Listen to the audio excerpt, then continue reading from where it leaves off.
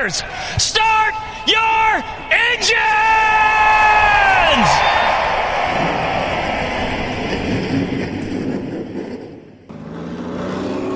Yellow's out. Panic just about outwrecked him. Vinci busted her. Welcome back, everybody. It is currently Friday, April 8th. It's an early one for us. Yeah. Early in the day. I took a half day of work. Dakota was off today. I was also asleep. I was telling him before, I was like, I'm so lucky I woke up when I did because I read your snap and I was like, oh shit. And then I typed show notes up real quick. I don't know why I put this 6th, but regardless. Right. I like it this way though.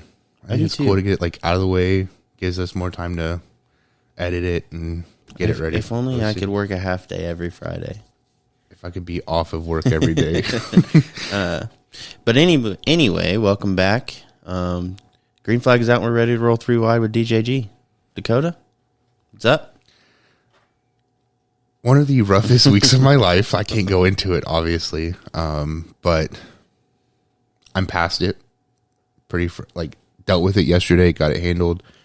Now I'm just in like a recovery phase, trying to get back to a better headspace. But other than that, looking forward to getting this episode going. I know after I got to get some numbers made for the cars out in the barn. So busy weekend. That reminds me, I need to go back to Walmart and get some more vinyl for mine. Yeah, I think Mom and Dad got that taken care of yesterday for his. I still have to get some for mine, but so I'll be focused on getting that done. And then I think we got a busy weekend of racing, so I'm looking forward to being able to watch some races. I hope so. I'm going to be kind of busy, but I think at least Sunday I'll be able to watch. There isn't. The Cup race is Saturday. Right. It's the Masters. Yeah. So I might not get to watch the Cup race tomorrow night. I'll make it happen somehow. Shalina might not be too happy with me, but hey, give and take. Yeah. This week, not trying to rub it in your face or anything. I was like, but this week was pretty good for me. I feel like it went by kind of fast. I've gotten. Oh, I didn't tell you this. It's good. More good news. Brett called me the other day, and if you guys don't know this, not a whole lot of people know this. Brett is technically the owner of my race car. And he called me. He's like, "Hey, what you doing?" I was like, "Oh, nothing. Just sitting here, you know." And he said, "How's that car coming along?" I said, "I haven't worked on it in forever." I was like, I need to get my butt over there and start doing some stuff on it. I was like, I've been kind of saving money so that I can just, so I could just order everything and get all that situated. Right. And he said, I just wanted to let you know that car's yours. I said, what do you mean? He said, I'm giving it to you. He's like, I don't really have the time to, really get over there and do anything with it. I don't. He said, so I'm giving it to you. It's yours. Happy birthday. I said, thanks. I was like, I really don't know what to say. I said, I was going to talk to you, I did pay for the roll cage, and I was going to tell you, just don't worry about it if you just give me the car. He's like, that's perfectly fine. He's like, the car's yours. Do what you want with it. So I technically am now, via word, I don't really have the title or anything, but it's a race car. So I am now the owner of that car. I really don't want to provide too much commentary on this, but I will say that we have been discussing that as well, like what's going on behind the scenes, because we didn't know, and racing season is coming quick, and we were like, what's happening? I was like, I don't know, but I have a feeling that maybe there will be a passage of ownership. So I will say congratulations. Thanks. As 1/3 owner of the team, I am happy to see that. Yeah. Happy birthday. My birthday's not till October, but it's a pretty good gift. It is. I definitely have a lot of work to do. I just need to get over here and do it. And it's weird now because I'm in a relationship. She has kids. I've met the kids, but I'm not around them all the time. Mm-hmm. So it's a lot of working around her schedule and still finding time to just kind of like do things. Yeah. Be on my own, like alone time, I guess. Yeah. I'll get it figured out. Really, I just need to take the money that I have. It's only like,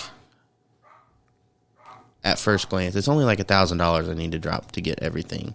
And that's all my race gear, everything. I mean, that sounds about right, yeah. Minus, depending on what's going on with that ticking noise. Yeah. But at this point, I might just say F it, go out there, let it blow up, and then go put a new one in it. Yeah. I don't know. I really don't want to do that, but... Yeah, I mean, it's a double-edged sword. You could run it till it blows, get a new one, or you can try to diagnose the problem, but, I mean, that's your call. The problem is like, I don't want to have to take it somewhere to fix it. Yeah. I would like to be able to do it here because, one, I don't have a truck or a trailer. Like, I appreciate that your dad is like, he's like, he doesn't care to haul it, but I still don't want to make him do that. Like, I feel bad. Yeah, I get that. Because it's like, it's not my truck, not my trailer. Like, it's my car. You are allowing me to keep it here. Like, I don't want you to feel like you have to be the one to take it somewhere. I agree with that, but if they're offering, I know. Take the fucking offer. I know, but it is what it is. We'll get it all figured out.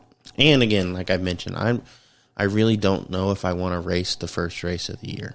I will be in the pits with you, regardless. But with it being my first time behind the wheel, really, like I plan on going out and practicing. Like, I'm not just gonna go blind into this. But I really feel like with the amount of talk that's been around the Crown Vic series out at Mount Lawn, having someone who's never ran a race before hop in with all of these guys that... It wouldn't end well, and I won't name drop, but we saw what can happen in someone's first race with very little experience. It ended horribly, and I feel horrible for the person, but that's why I was telling my mom and dad too. Like, I was like, I really would love to see him run the first race, but honestly, I didn't run the first race of the season when I first started. I know Dad didn't.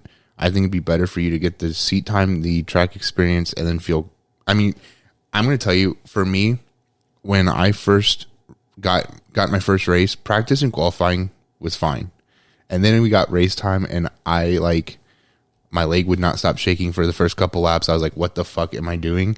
And then, like, once you get out of that headspace and you can focus in, you're dialed in. Which I understand that, like, no matter what, my first race, I'm going to be like. But I think it'd be better to. I would much rather like take my time and make sure I'm comfortable driving the car.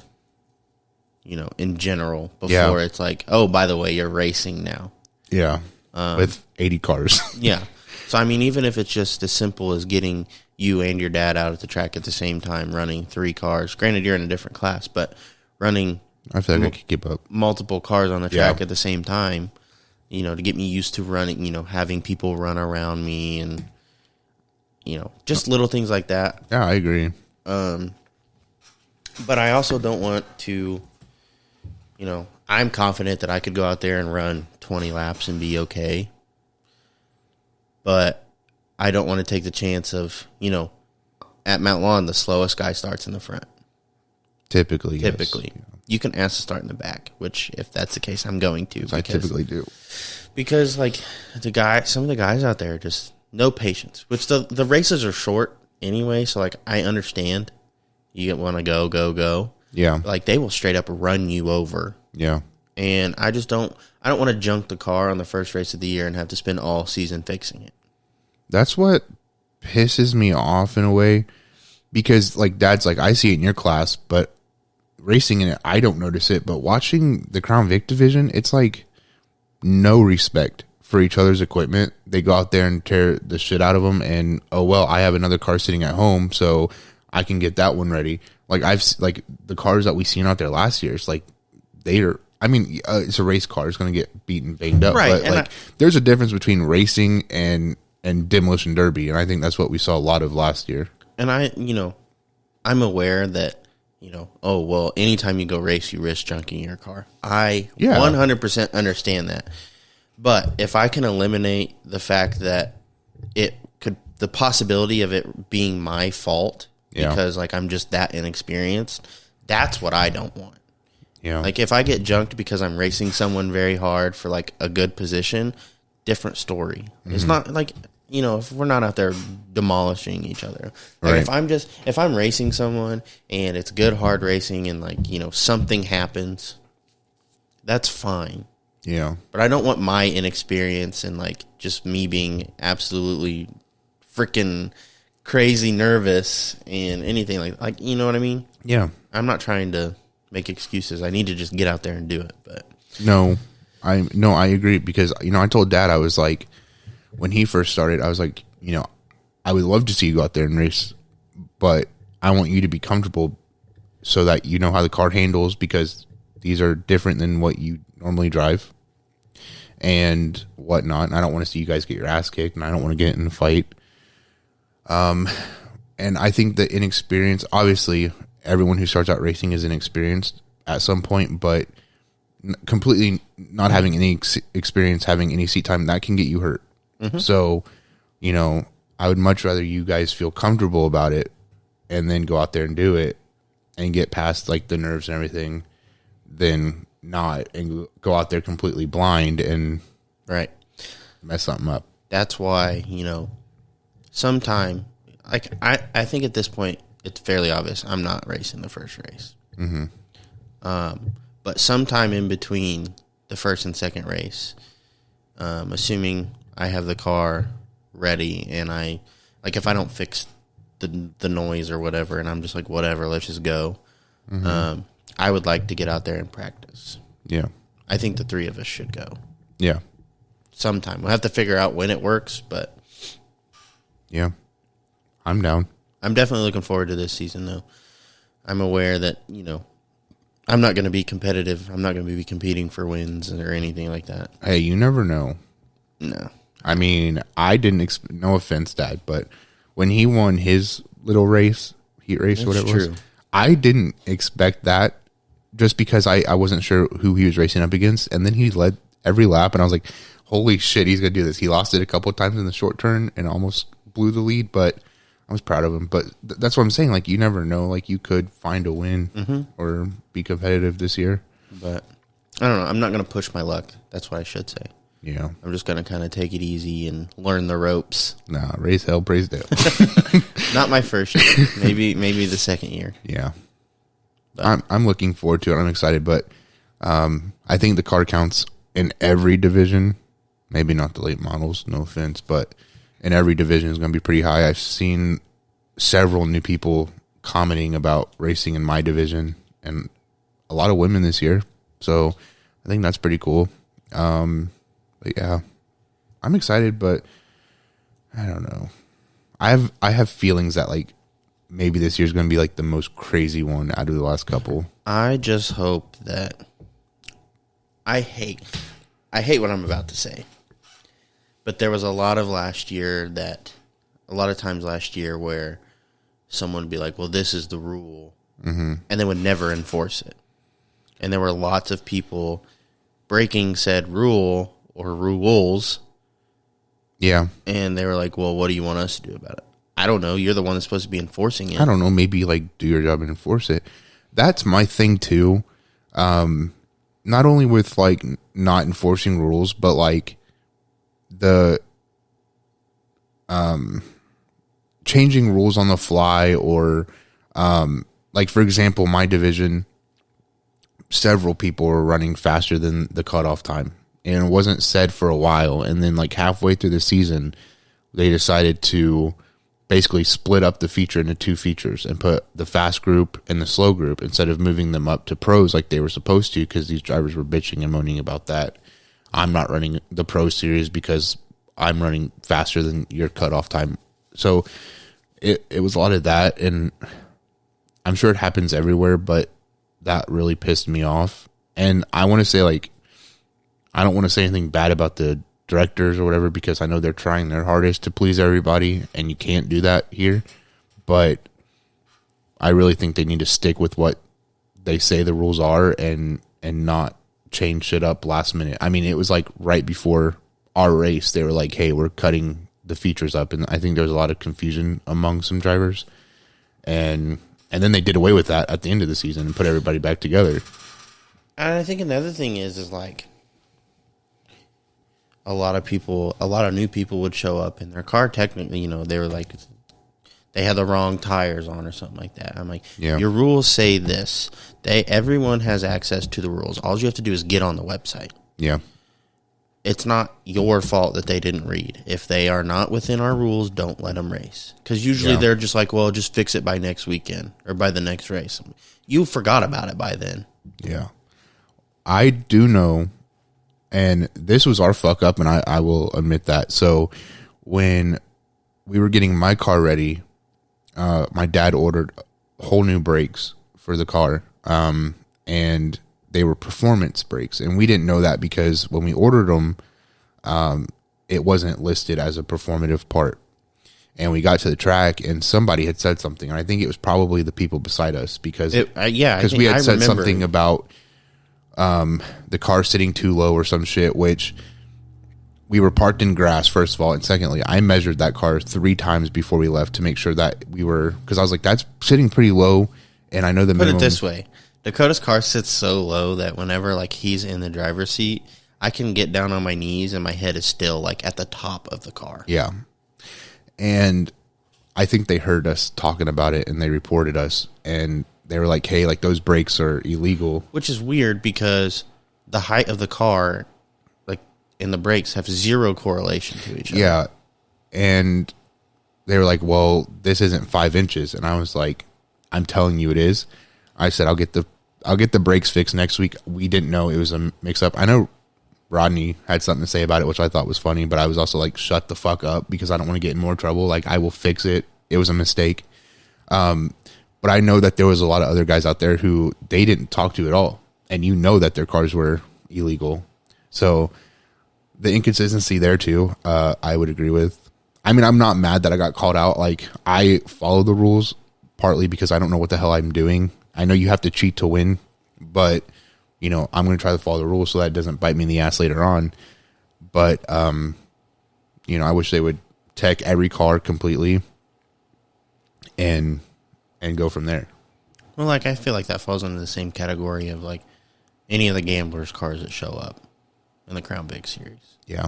Like, no one ever says anything to them, but there's no way. Like, I'm not saying that they can't drive. Like, especially Lister. Like, yeah, I've talked to him before. Seems like a pretty cool dude. Yeah, I would say he is too. My dad's been in contact with him a lot about the Crown Vic, but as good as a guy that he may be, I have my suspicions. All I want to say is there's a group of they have a pretty big team, so like that helps a lot. Yeah. I understand that, but they drive all the way here from Kentucky every weekend that we race.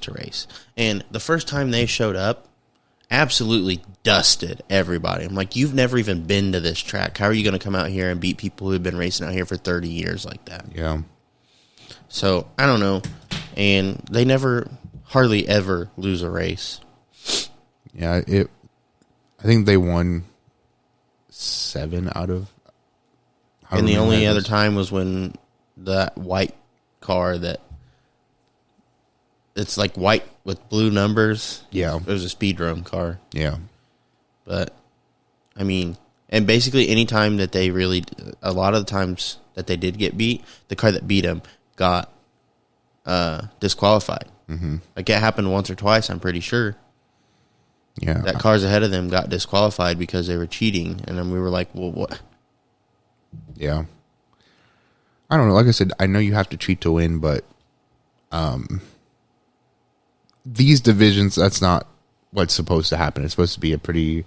I mean, it's just supposed to be a beginner class. Like, yeah. It's literally just be like, here's what racing's like. We want you to move up. Yeah. They push it, too. And that was the other thing, too. The other rule that they had last year was, like, if you race a beginner class, you cannot race... Or you can race up, but you cannot race down. Once you move up, you cannot go back. So mad. I'm pretty sure they did away with this rule this year. they're doing away with it for this year, because I've seen a lot of people say, well, can I race this in a modified? And I think they're going to be cool with it just to get, I'm assuming, car counts up, which I think whatever, but I don't know.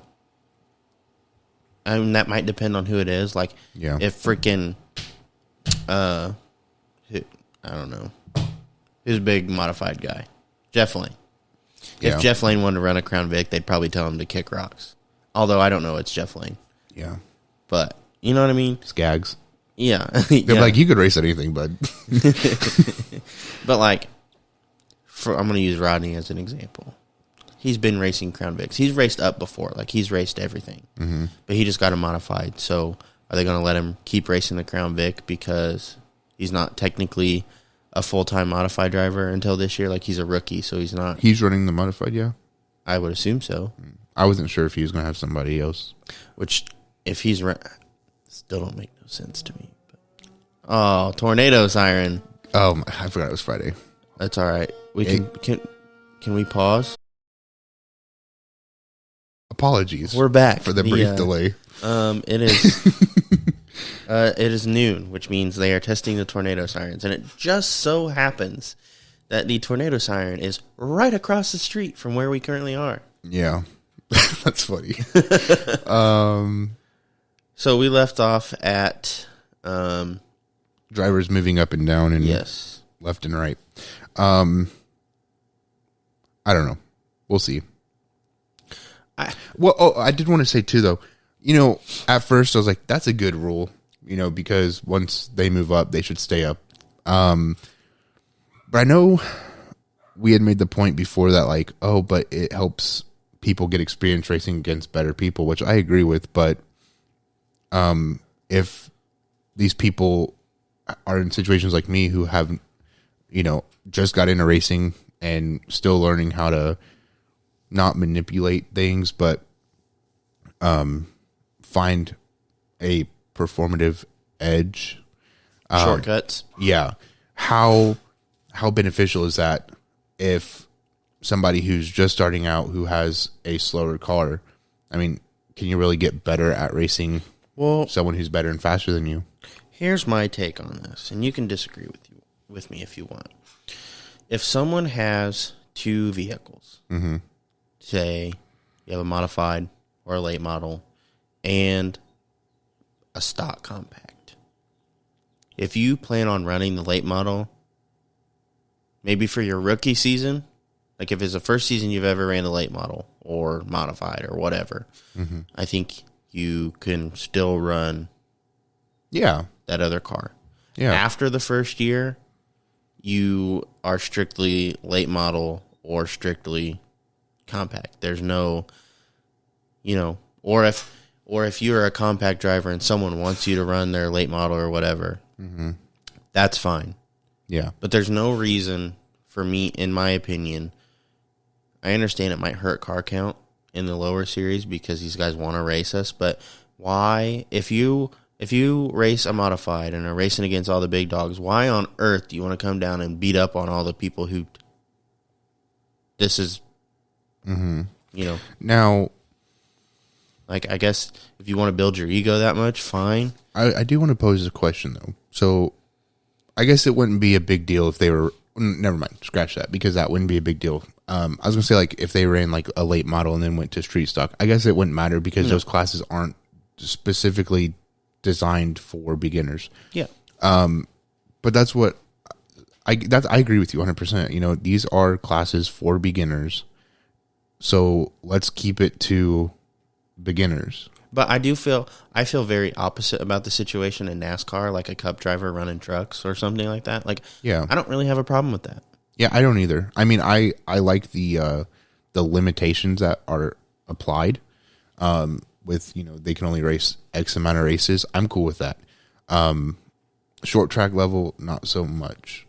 Now, if they wanted to race a couple races, sure, but like a full season in a class that, you know, everybody's learning how to race, I don't know. Yeah, if you've been racing for 30 years. It's not beneficial to guys that are just starting out if they're, you know, a ton slower because they're still getting used to the cars or they're still trying to. And you've been running for 40 years. Like, Yeah, the only thing that is beneficial to them is they know how to get the fuck out of the way. Period. Other than that, I really don't see any benefits to the people that are racing this series or this division because they are just starting out. But I would like to hear others' opinions on that, though. Like, I don't. yeah, I would too. Like, beyond ours. I'm sure it would be pretty mixed. Oh, I'm sure. And I'm sure people would make good arguments for it. And then, it might be enough to change my mind. But based off of, like, what I see and what, what I've witnessed, I'm just like, man, I don't see a point in it. But I'm open to conversation about it. Yeah, for sure. I would be too. I don't know if I would change my opinion. I think it would have to take a lot, just because the simple fact is I don't know how beneficial it is to the guys that this series is designed for. But I don't know how we got on that big tangent. But I don't either. But anyway, we can jump into Richmond recap. Now, I did not watch any races from Richmond. To be honest, I'm not a fan of the track on iRacing anyway. I hate that track. I was also at work, so I couldn't watch it. But your Xfinity top 5 were Ty Gibbs. He is on a freaking roll. I think he's won, this would be 8 races. I know Ty Gibbs is special, man. Very. In what way?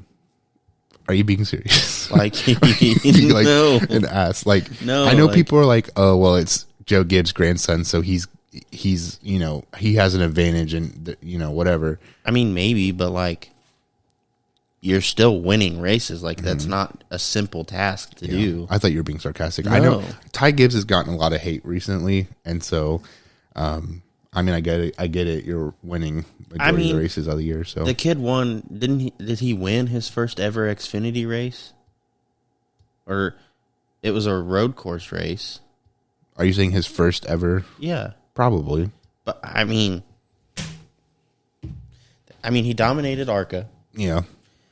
He skipped trucks, hopped in an Xfinity car, and was like, I'm gonna do the same thing I did in ARCA. Like, yeah. I don't care. In this case, like, I really don't care. Like, you can have the top of the line equipment. And I mean, I feel like this, again, with the Cup Series too. You can have the top of the line equipment. It doesn't take away from the fact that you still have to be able to drive a certain way. Mm-hmm. Like, you can't just... I think Ty's a very aggressive driver. Yeah. I don't know how he keeps tires on the thing. But, sorry about that. But, it's not, there's driver talent there. Yeah. It's not just, his family has money, that's why he's here. Like, he's proving that he deserves to be here. Yeah. I agree. I don't support the Ty Gibbs hate. I don't either. Even though I'm not a Toyota person. I don't like Toyota. I'm not either. And I wouldn't say I'm a fan of Ty. I mean, I am. I think he's a cool kid, and he's obviously... He looks like he's like 6. But not a diehard fan. But I don't support the hate. John Hunter second, Sam Mayer third, who actually won the Dash for Cash race. Mm-hmm. $100,000. Must be nice. Must be nice. It must be nice. AJ Allmendinger finishes 4th, and Riley Herbst closes out your top 5. Now, Cup. The Cup race was kind of boring, not going to lie. I figured. I didn't watch all of it.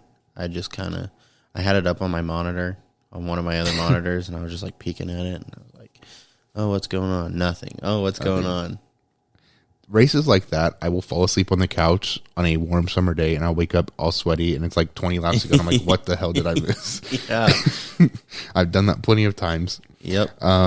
Denny Hamlin takes home the win. Finally got himself a win. Kevin Harvick, William Byron, Martin Truex Jr., and Kyle Larson round out your top 5. Yeah. I think we might have 16 different winners this year. For sure. I mean, we're on track for it. I'm not mathematically inclined, as they say. Me either. And I don't understand anything about math, but statistically speaking, I think we are on track for 16 different winners. Yeah. I wonder if it's going to affect. This is a spur of the moment thought. I wonder if it's going to affect how the playoffs work in the future. You mean like if there are 16 different winners? Right. Because, It's not going to be a win and you're in type situation. right. So I'm wondering how does that play into who the top 16 are? It's good. You're going to have stage points, and you're going to have a lot of solid finishes. So I wonder what the spread out of points is going to look like once we get to playoff season. I have a feeling it's going to be very, very close. Yeah. I think the only way you advance to the next round of the playoffs this year, this is a very bold prediction, but I'm going to say it anyway. The only way you advance is if you win. Mm-hmm. Or it's going to be like a last minute, oh, here's the cutoff line now. You know what I mean? Like everybody's going to be within. There's not going to be like, oh, you finish this position in this stage and you're locked into the next round. Mm-hmm. I can see that. I was just curious. I wonder, because in previous years it's been pretty, you could tell who was in and who was out pretty quick. I wonder, curious to see if this will affect anything. Because I really don't. They were talking about, oh, it might not be a win and you're in situation anymore. It's definitely not a win and you're in situation anymore. It's whoever can get the most points. But Ross Chastain. I predict now that he will advance to the top 16, and I believe that he will be a serious contender for the championship this year, which I would love to see. Absolutely. Truck results from we're jumping into Martinsville. I was on Twitter. I didn't watch this race. I tried to, but my phone signal inside Buffalo Wild Wings was not fantastic, and I couldn't watch it. I believe Bob tweeted at some point during the race that roughly half of the laps ran were caution laps up to that point. Doesn't surprise me, though. It's interesting. I didn't see that. I could find it really quick. I know Todd Gillen tweeted something like, wasn't the best exciting race. Basically, I'm not putting words in his mouth, but basically he was like, it wasn't the best, but right. I'm glad to see that it went to a green flag finish. Yeah, I guess they went on a good green flag run at the end, but that's about all I know. I'm glad I was at work yesterday.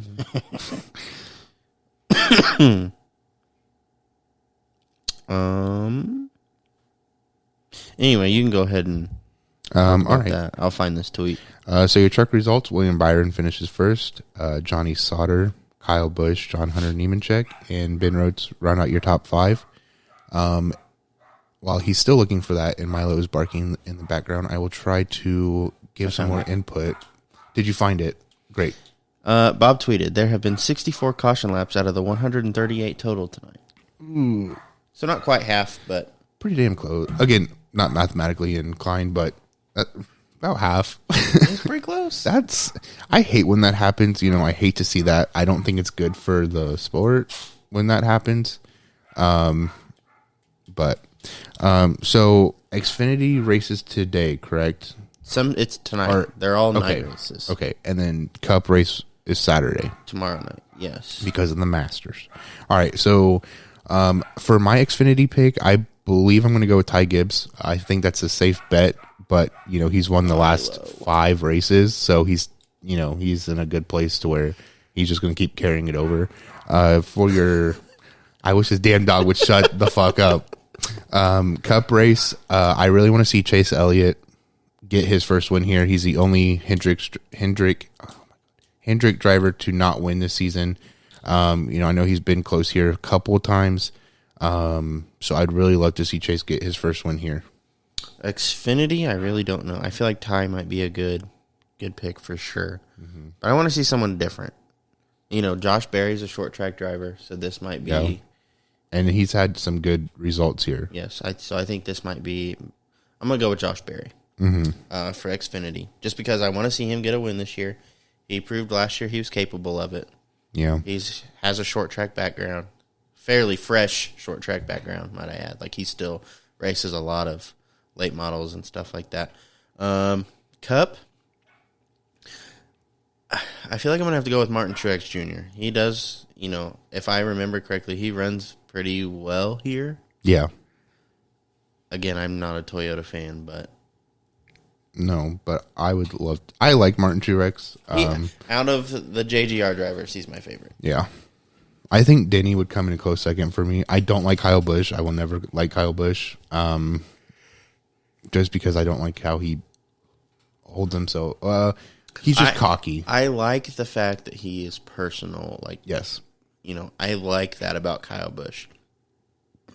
But the way he acts just pisses me off. Yeah. Like, I'm just like, dude, shut up. Yeah. Should we ask Milo what he thinks? Oh, now you want to be quiet. Yeah. I'm sure Milo would support Chase Elliott. Or Martin Truex. No, it's Hunter's dog. It's Kyle Busch fan. Oh, you think that's why he was barking? He was disagreeing with us? Yeah. Probably. Freaking Kyle Busch fans. I'm kidding. All right. Voting has opened for SRX. Really, we talked about how close it was going to be. Now they're tweeting about it all the time, and they're saying that the votes are really close. Mm-hmm. Bubba Pollard is leading. Yeah, Bubba Pollard is leading in votes, followed by Brittany Zamora, Cole Williams, Stephen Nasse, Dylan Fetcho. Woohoo! The first time I've ever gotten that right. Took about 60,000 times. And Michael House. Voting closes May 6th. So be sure to vote. They will be racing at Fairgrounds Nashville Fairgrounds Speedway. Have you voted yet? I did. Mm-hmm. I voted for my boy Nasse. Okay. I still have not voted. I'm going to check and see if you can vote more than once. Please do. I thought it said 1 vote per person, but if not, then I get to split my votes, if you will. I still don't know who I want to vote for. Obviously, my heart's like vote for Stephen Nasse, but I like Bubba Pollard. I like them all. I mean, I think they're all pretty cool people. They all, again, I said last week, they all really do deserve this opportunity. I want to get Brittany Zamora to run the Winchester 400. Oh, for sure. Yeah. I really wanted to. Hey, Brittany, if you're watching, Winchester. Winchester question mark. Yeah. It's tough. It was a very tough decision. Yeah. I remember when they were teasing about it and I was like, Bubba Pollard, Stephen Nasse, Cole Williams, sure. Wasn't sure who the other couple of drivers were going to be, but when they announced the slate, I was like, damn, that's a really hard decision. Yeah. And that's why I'm holding out. But I will be voting because your vote really does matter in this election. Your vote here might be more critical than when you vote for the president of the United States or Congress or whatever. Anything political. Moving on, Nashville Fairgrounds had their season opener last weekend. I did watch most of the race. I know it was 118 laps to kind of celebrate 118 years at Nashville Fairgrounds. I would love to say that it served as like a fuck you to that lady who went to that meeting and complained about her dog shitting on the floor from emotional distress. Yeah. That was funny. I wanted to bring that up. That's very funny. That will never not. Someone was like, somebody tweeted when that was a thing. They're like, I hope your dog shits on the floor. Yeah. And you have a panic attack or something. I don't condone that, but because I have those, but I thought it was funny. Anyway, Cole Williams brought home the win. Very dominant, I would say. Cole Williams is good at Nashville. I don't think anybody really had a strong lead at one point. I believe somebody did get out a couple Carlings, but other than that, it was pretty close racing. I believe the top 6 was like nose to tail most of the time. So again, Cole Williams brought home the win. Dylan Fetcho, Hunter Wright had a pretty good night, coming home in 3rd. Jake Bowman and Chase Johnson round out your top 5. Love watching races from Nashville, and I really want to go this year in person. It's a fun track. The atmosphere was amazing. I love Nashville, so really excited to see that track kick off their season, and that's all. Moving on to Vor's Compact Touring Series at Shady Bull. Now, if you know us, you know we typically follow Kyle Frame. And this was the first race he had the new car at, correct? Yeah. So we are very happy to see him get that on track, get her up and running, and go race with it. I mean, yeah. I don't know. I was actually going to go to this race, but I didn't because it was supposed to be cold. So I told you a family member texted me. He's like, "Hey, I'm going," and then she texted me. I think it was that Friday morning. She's like, "I'm not going." Well, she went. So I was like, okay.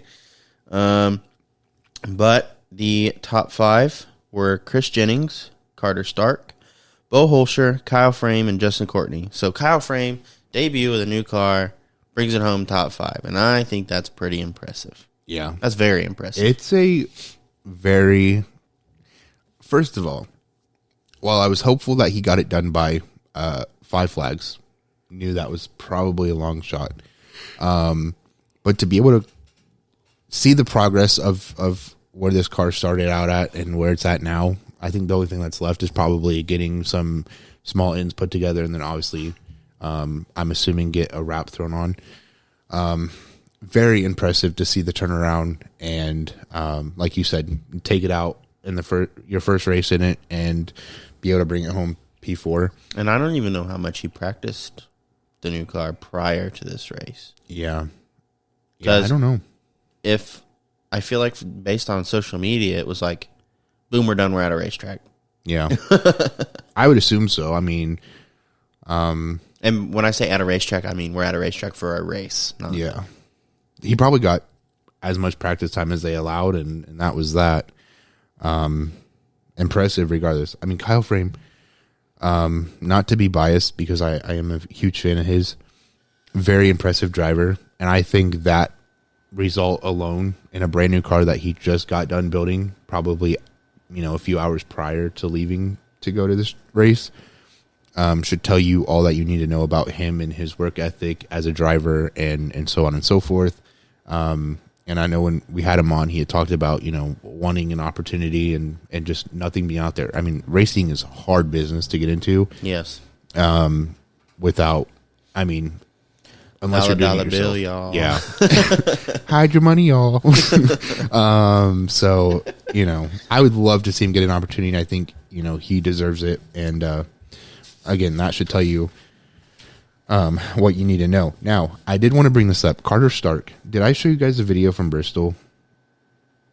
Was that the... where he rolled it? Yes. I'm pretty sure that was Carter. On dirt? Yes.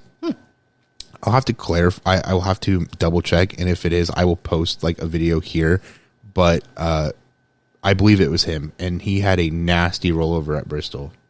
Again, if it's him, but I believe it was where a lap car kind of just like broke and hit him, and he just went nose into the wall and then barrel rolled down the track.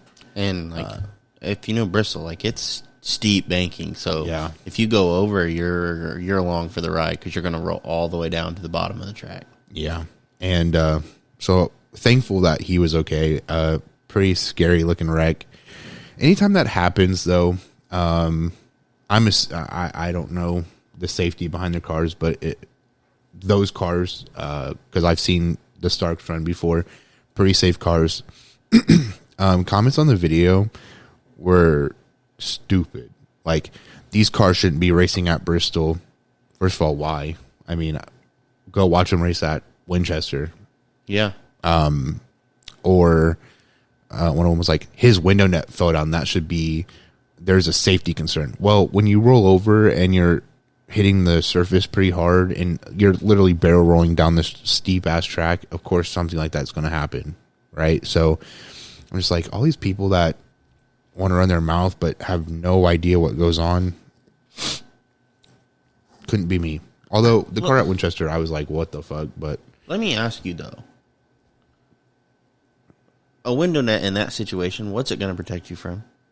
I mean, the job of it is supposed to keep your I'm assuming your head and your arms in the car, but again, you're barrel rolling down a, what is it, 20-something degree banking. It was progressive. I think it was like 16 to 18 or something like that. Okay. So whatever it was, I mean, it's pretty steep regardless.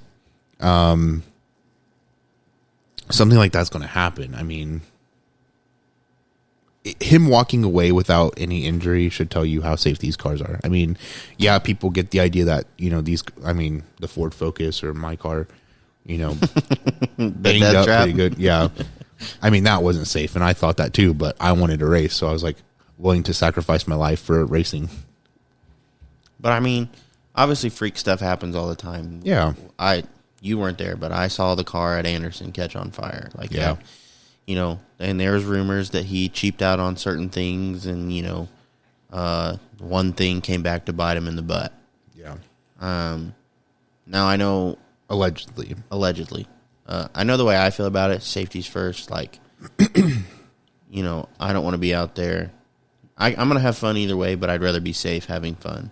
Yeah. Than, and obviously, like I said, freak accidents happen all the time. All the time. It's not something that you can, like, anybody who straps in a race car knows the possibility.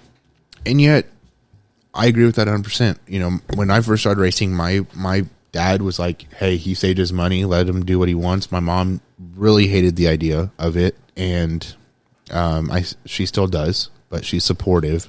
But I told her, I was like, I know the dangers that this comes with, but I want to do it, and I promise you that I will not cheap out on safety. And it's like, people don't talk about it until something happens where somebody gets killed, where, we have to have this reminder of safety, and I don't know why anybody would cheap out on safety. I've seen cars where, people aren't wearing gloves. Right. Okay, gloves might not do much, but it gives you a couple seconds anyway to not get burnt. Your hands aren't burning. They are, but not as fast. Your belts, making sure that, you are in compliance with the date that are listed on them, so that, you don't have an incident where, your belts are in a state where they will not hold you in your seat when you hit something hard and, you get thrown out of your seat or whatever, or making sure as simple as making sure your seat is bolted safely in your car. I don't want to talk about it, but there was a racer in Virginia, I believe, West Virginia, who more recently, like a month ago, maybe. I don't even know if it was that much. I remember you saying something to me about this. Again, allegedly, he was ejected from his car regardless, and it rolled on top of him and it killed him. Now, rumors were that, he didn't have the proper belts, or, he didn't have any belts on at all. There was other people saying that his seat just sheared off of the bolts due to the energy of him flipping, and it led to what it led to. Regardless, making sure that you're on top of your safety should be a priority. And I've seen people cheap out, and I'm just like, what the hell are you doing? If you walk into racing with the mindset that this will never happen to me, you're in the wrong place. You're full of shit. 100%. I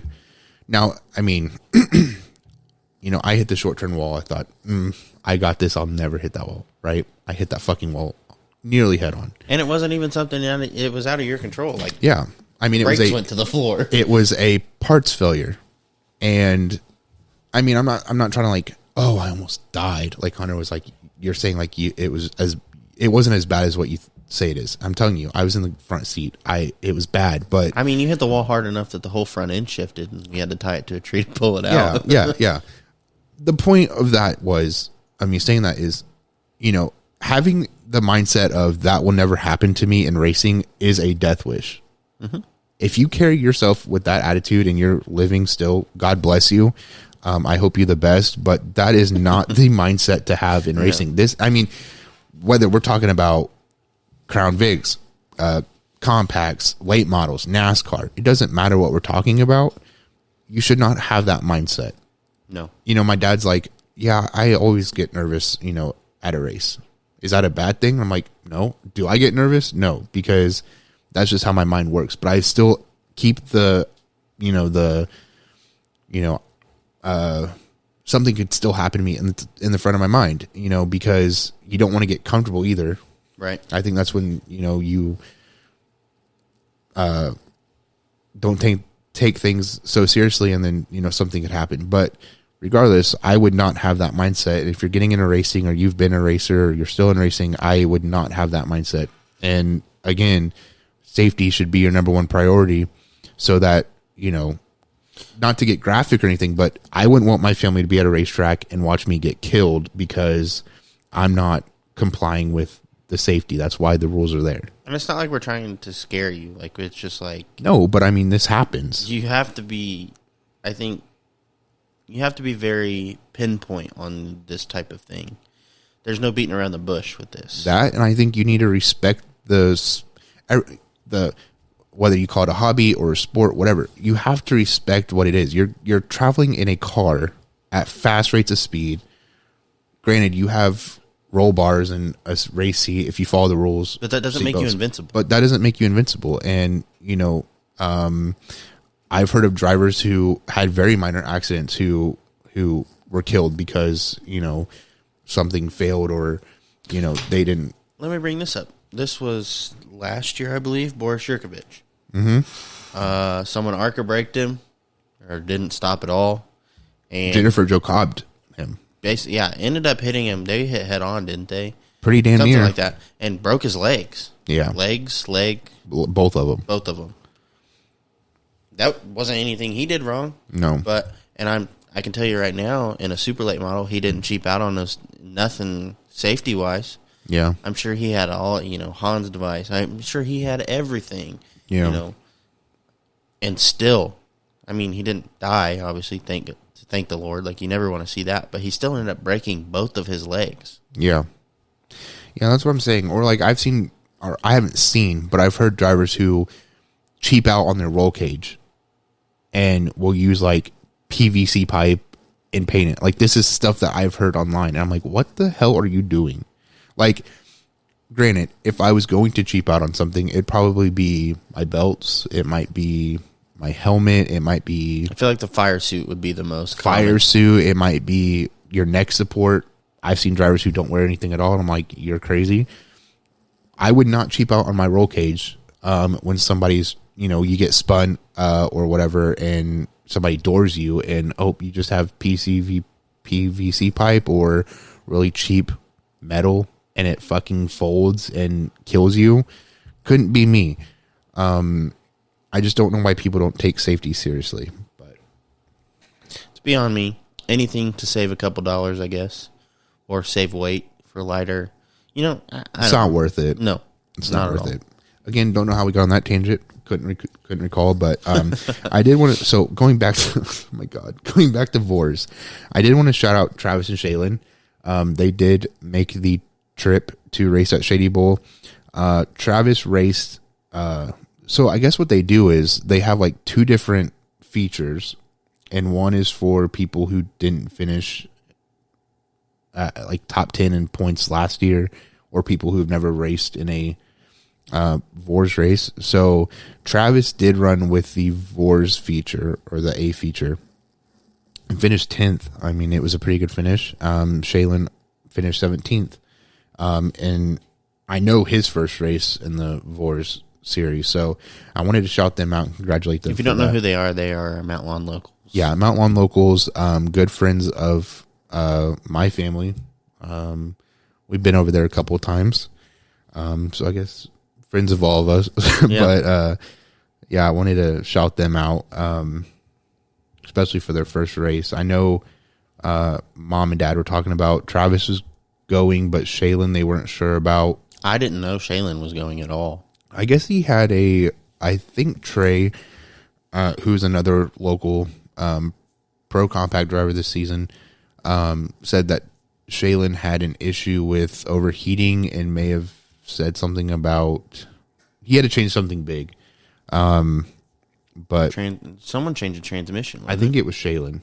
Was it don't Shaylin? Don't quote me on that, but I'm pretty sure it was Shaylin who had to completely change out a transmission. But regardless, it's cool to see them go and run their first races and with the Vors series and get pretty good finishes.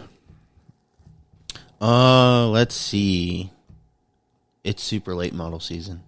It is. I mean, it's been super late model season, but We're it's super getting late in model the- season in Indiana. Yes. Yeah. If the weather cooperates. Well, it was supposed to be today. It's not today. They did move the racing to Sunday. The ARCA CRA season opener will be at Anderson Speedway Sunday. I think racing starts at 4:30. Yeah, sounds about right. And then next weekend, the VOR Series is out there, correct? I believe so, and I'm going to try like hell to get out there so that we can. I would like to go. The Road to Snowball Derby begins today too at Five Flags Speedway. Lots of racing this weekend. I believe Racing America said they are. There's 3 super late model races this weekend, and then we got Xfinity and Cup at a short track this weekend. Lots of stuff going on. I'm gonna have to find a way to get like 7 monitors hooked up on one wall, and I can just watch all of them.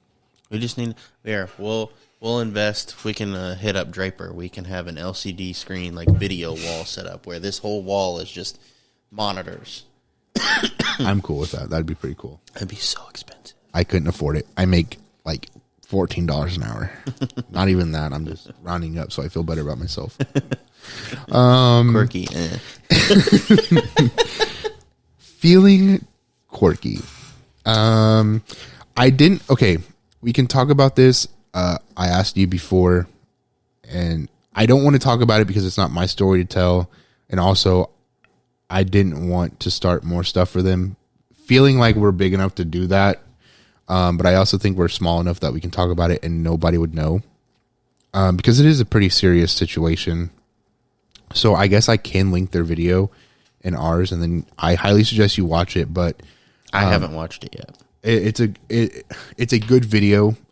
In that you really learn, because I didn't know about this until I saw the video, and I watched it on my lunch break, and I was like, holy shit, this is crazy. So I highly suggest you watch it. It's a good video, but in the same it's a good video for a bad reason. Yes. Very scary situation, and I'm honestly not sure how I would handle myself in this situation, but basically Not a clue. So Haley Deegan is a very popular race car driver. And she's also a woman, which means that she deals with a lot more shit that most guys don't. So, if you are on social media, you know that there are many fake accounts claiming to be Haley. I know there's some for Natalie Decker as well. And what they do is they basically copy their account. I don't know how, because that seems pretty complicated, but they basically copy their account. And it looks very, very similar to the real account. The only difference is the real accounts for these people are verified with a blue check mark. So anyway, I guess a fake Haley Deegan account on Instagram got into contact with this guy. And this guy is like 36, I believe they said. And was claiming to be Haley on a backup account, hiding it from Chase, her boyfriend, who she's been in a relationship with for a while, stating that he like abuses her, beats the shit out of her, so on and so forth, like crazy stuff. And this guy like wrote a several page letter and sent it to her race shop. She races for David Gillen Racing, and was basically like claiming that he was in this relationship with Haley, and Haley and Chase's relationship is faked and it's just for business, and that Chase beat the shit out of her and broke her jaw, all of this crazy stuff, right? And so I guess they like at one point they like ignored it and was like, it's just a crazy person, like it won't go anywhere, like whatever. Well, then I guess he started sending the messages to Haley's real account and Chase's account, and was beginning to threaten Chase's life. Right. And would like send pictures of guns and knives and tell him that he needs to leave town before the sun sets or he's going to get offed. What, like crazy shit. Well, I guess the police got involved, and they can't do anything about this. Haley goes on to say that she's dealt with stalking situations before, so she knows what the requirements are, in quotes, to file a report and get somebody held responsible for this. And I guess they couldn't do anything because while he is stalking and being harassing, he would be released pretty quick. And whatever. So that's the cliff notes of that. But scary regardless. I know they were both pretty terrified. That's actually why she didn't run in the Freedom 500. She was supposed to go, and they decided to not go because of this situation. I know they were supposed to run at Millbridge, and the guy messaged him and said, "I'll see you there," and like was threatening to kill Chase there or whatever. Basically, not sure if they went to that race or if they're still going to that race. If it hasn't been held yet, I don't know. But I guess, sorry, I'm going on, but I guess he got into contact with her dad, and her dad was like, "Dude, like, you need to get your head on straight. Like, she's in a committed relationship. Like, you see her on social media. If Chase broke her jaw, you would see it. Like, she wouldn't date you, basically." And that, like, he needed to move on. And I guess, like, Haley and Chase were talking to him too, and she was like, "We felt like he was understanding of the situation at first, and then this fake account messaged him like after this meeting and told him that like Chase made her say all of that, whatever, and then he like went back to like being crazy."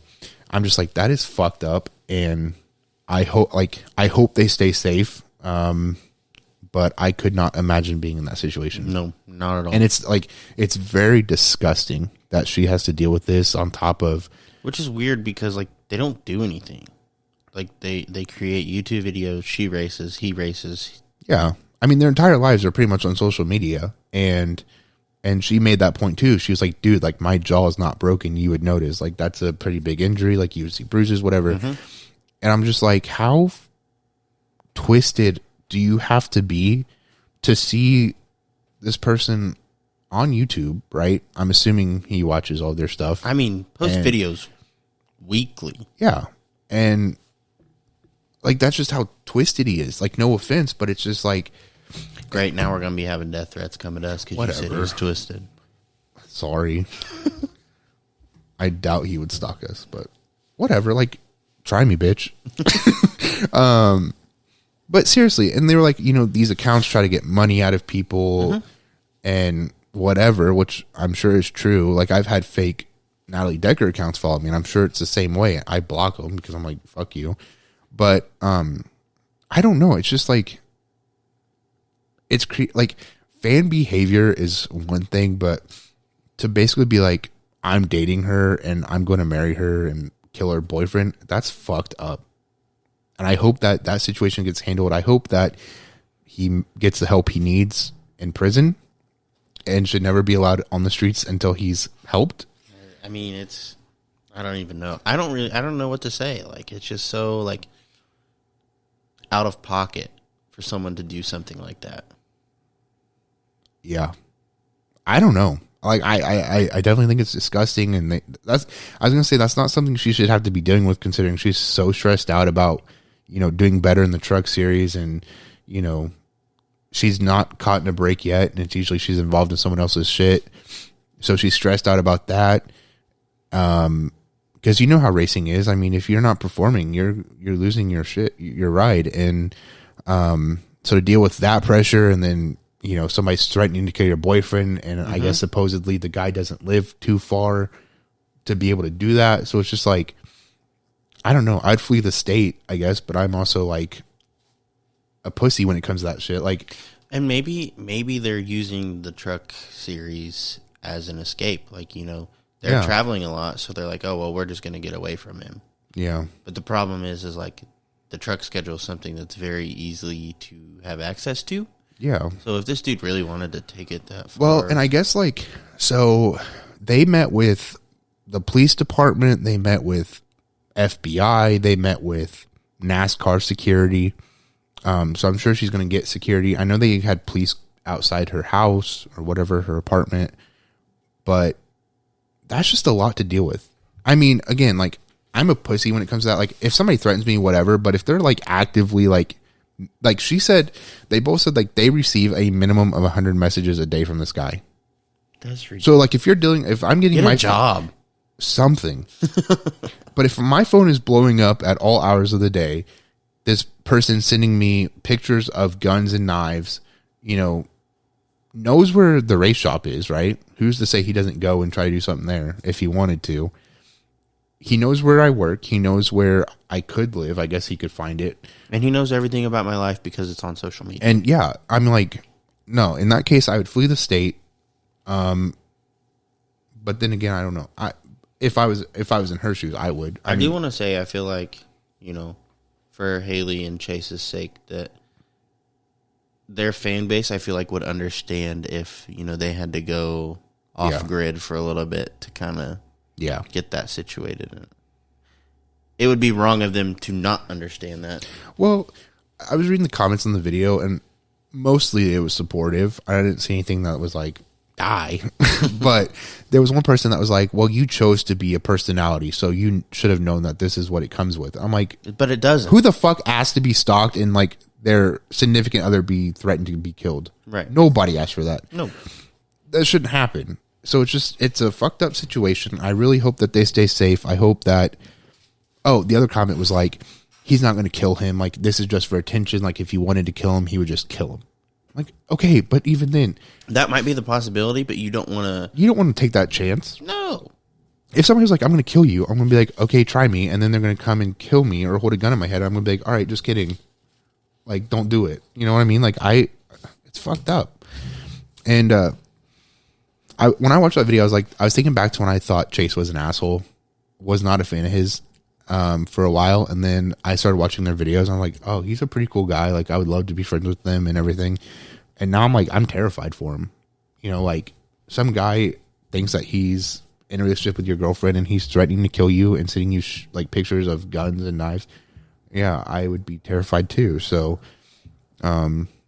regardless, I highly suggest you guys watch their video, and really get a better picture of the situation. You really get to see their emotions. And I think, seeing that, it was heartbreaking. So regardless, I hope they stay safe and whatnot. And I hope that they can finally get back to a level of normalcy, soon. Right. Last thing, not to move on so abruptly, but, I really don't know. I don't have anything else to comment. One, I have to watch the video before I can really comment on this. Yeah. I mean, I know the situation's messed up and all that, but like, I need to go in and watch the video and really. But I mean, I think you've said everything well, and I don't think your opinion is going to change on that and whatnot. But we talked about the USAC tire issue last week. So my inside source, I don't know if I can consider him an inside source, but he knows more about the dirt world than I do, and he's involved with teams that run USAC. This person is the official dirt correspondent for 3 with DJG. He shall remain nameless. And Milo is going off again. He disagrees with us. He's pissed. So, if I understood correctly, the people that got in trouble for their tire samples coming back bad were people that were running brand new tires. Anybody that was running tires left over from last season, their tire test came back fine. So obviously that leads you to tire manufacturers, Hoosier. And so far, Hoosier will not comment on the topic. Nothing. Won't say nothing.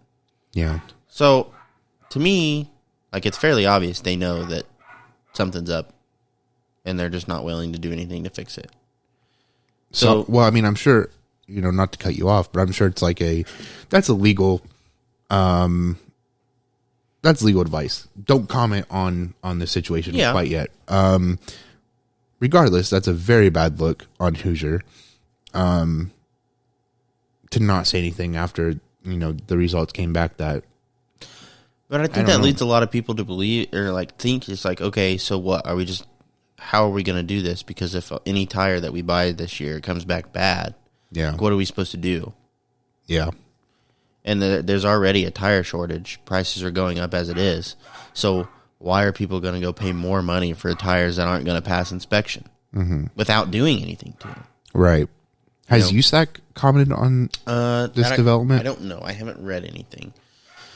But, I mean, drivers shouldn't have to... Obviously, there's people out there that, dope tires or whatever. And sure, yeah. But the people who don't, they shouldn't have to worry about... They should be able to go buy a tire from Hoosier or wherever and be like, have no worries about whether or not this is going to pass tech. Like, I bought this directly from you. Mm-hmm. I haven't done anything to it. Like, there should not be that. I mean, surely to God, this isn't like intentional, right? I don't want to say intentional. However, it probably has to do with supply chain issues, getting specific types of rubber. I don't know how the whole tire manufacturing process works. Yeah. But I'm sure there's shortages on their end, that are out of their control. And they're just like, well, we have to figure something out to get tires out because that's their job. Yeah. So I'm gonna start asking questions that you won't be able to answer, but I do want to post questions. So my next question would be, if it did come down to supply chain issues, which is very possible, were they aware that this would lead to tests coming back that somebody doped their tires when in fact it came from their plants, their facilities? I'm going to tie this into it too. We talked about last week how the 2 other places that tested the tires, they came back fine. Mm-hmm. So that adds some gray area to the story that I have no idea. But I feel like if you've kept up with anything economically the last, 2 years, like the supply chain issues have been very present. Yeah. I know that, the company that I work for has been very proactive in this situation. We've still struggled. Like, I'm not going to say we haven't struggled, but we've been very proactive in this situation, and I'm sure a lot of places have too. Mm-hmm. And, I feel like if you weren't, it's kind of your fault. Yeah. Now I understand some things just you can't do anything about. Like, I'm not undermining that whatsoever. But they could surely to God, they could find an alternative to the situation. Because my question, again, would be, if it came down to supply chain issues and they had to use an alternative material, first of all, were they aware that this would result in a false positive test of doping? And then, secondly, if they were aware of this, because surely to God, like, these tires would have to go through quality inspection. Exactly. And so then my next question would be a secondary question would be, are they testing these tires to see what they would result in a doping test? But then if they were aware of the situation and realized that these tires could come back positive, did they say anything to the series? Surely to God, the teams and drivers obviously didn't know. But did they say anything to the series like, hey, like, these tires could potentially come back positive? Or if they were aware and they didn't say anything, like, that's fucked up, first of all. But then it's like, it shouldn't fall back on the drivers and teams. Someone messed up big time. And I don't know. I think USAC's in trouble. I think they are too, because regardless, because the 2 other labs that tested didn't find anything wrong.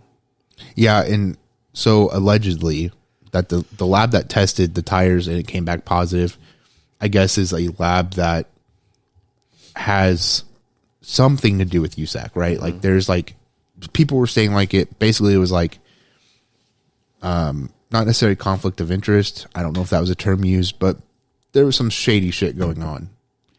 And so for them to utilize 3 labs to see if there was a conclusive answer or an inconclusive answer, and 2 labs out of the 3 say, nah, like, these tires came back normal. And they even retested them again. Yeah, and they still go back and say, well, this one lab, even though the other 2 said, nah, like, these tires are fine, go back to this one lab and, oh, well, this lab found them positive, so that's the decision we're making. Mm-hmm. Shady shit.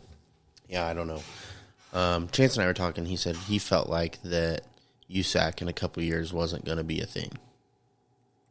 Regardless of the situation, or are you saying as a result of this? I don't know if it necessarily had any. I don't know. I want to say this played into it, but I don't know if that was necessarily why he said that.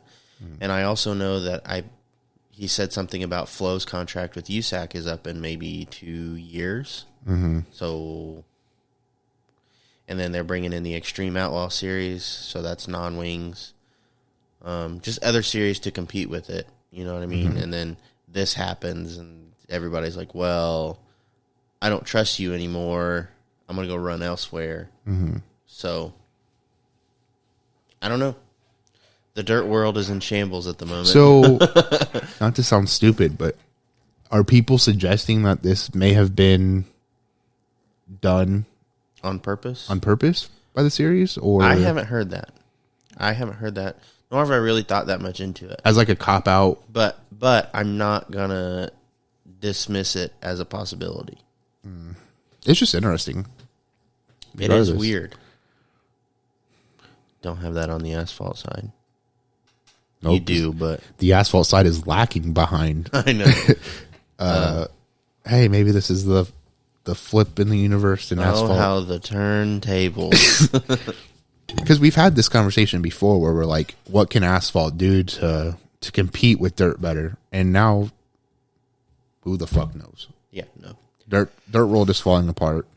At least the sprint car side, I don't know. Well, I know you mentioned Road of Outlaws last week too. So yeah, and I haven't heard anything else about that. So I don't know if that's just kind of swept under the rug, or maybe my information was incorrect, or I don't know. Who knows? Anything is possible. Lastly here, we did also mention that Keith Coons Motorsports would no longer be running USAC. They're sprint cars. Yeah. They're still running midgets. There was an announcement made. I saw it yesterday, I think, that Keith Coons Motorsports was going to be running the Extreme Outlaw Series, which is the new non-wing series that I guess is being made to compete with USAC. Sure, but get a lot of business soon. Jason McDougall, who was a teammate of Chase Stockin and USAC and I want to say MSCS. I don't know. Anyway, he ran with that group. He is now running the Extreme Outlaw Series for Keith Coons Motorsports. So, news there. But that's kind of all I have on that. Well, we do have a guest in the other room. I'm going to ask him. Milo, what are your thoughts on the tire issue? Nothing. I think he said it's a conspiracy. I heard him. I'm fucking with you guys. I'm so tired, and I'm tired of hearing that dog bark. So I have to make a joke out of it somehow because we're never going to eliminate that problem. Unless I take him out back. I'm just kidding. I love Milo. Yeah, that's all I have for today. A lot of stuff happening. We rambled. We off topic. We did, a little and bit today. we had a tornado siren and dog barking, and Milo throwing in his opinions when it doesn't matter, and just like his owner. I believe my mom walked in at one point. Wow, what a day! But it's Friday. It's the weekend. It is, and I think it was a pretty good episode. It was. My shelf is up, and I have nothing on it. I had all my stuff, not all of it. I had some stuff ready to bring in today, but I stayed at my girlfriend's house last night, so I forgot it all at home. So my shelf is empty. I still have to find a monitor mount to get this monitor here. We'll figure something out. I have not found anything yet, but We'll figure something out. Looks a lot better. Still happy about it. Absolutely. It looks good. I really like it. Yeah. I just got to get some of my stuff over here. Okay. You have a couple days to stop by if you want. Yeah. All right. Well, I think that's all we have for today, and we will see you next week.